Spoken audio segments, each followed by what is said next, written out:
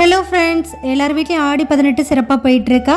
So இந்த month weight check பண்ணும்போது பார்த்தீங்கன்னா 74.3 இருந்தது. எங்கே விட்டனோ அதே இடத்துல தான் நிற்கிது, கூடவும் இல்லை குறையவும் இல்லை. ஸோ இந்த மந்த் வந்து டார்கெட் பார்த்தீங்கன்னா எப்படியாவது அந்த 4 கிலோவை குறைச்சிட்டு 60க்குள்ளே என்ட்ரி ஆகணும்னு ஒரு ஐடியா இருக்குது. இன்றைக்கி ஆடி 18 ஸ்பெஷல் பார்த்தீங்கன்னா சக்கரை பொங்கல் வச்சு சாமி கும்பிட்டாச்சு, சிறப்பாக பொங்கல்லாம் சாப்பிட்டாச்சு. நான் அளவாக தான் எடுத்துக்கிட்டேன்.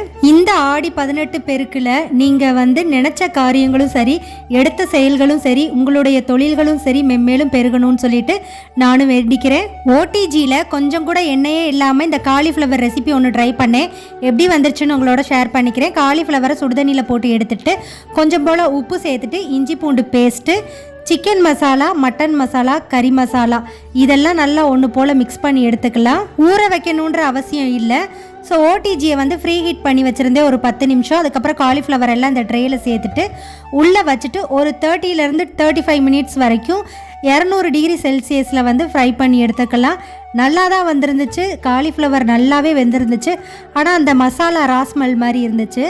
இடையில வந்து கோதுமை வந்து மாவாக தான் இடையில வாங்கிட்டு இருந்தேன், ஆசீர்வாத ஆட்டா.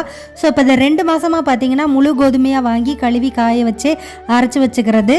ஸோ அது பேக் ஆகிறதுக்குள்ளே நம்ம போய் இதை பண்ணிவிட்டு வந்துடுவோம்னு சொல்லிட்டு மொட்டை மாடியில் போய் கோதுமையெல்லாம் காய போட்டு வந்தாச்சு. ஸோ சொன்ன மாதிரி தான் ஒரு 30 to 35 மினிட்ஸ் வரைக்கும் வந்து பேக் பண்ணி எடுத்தாச்சு.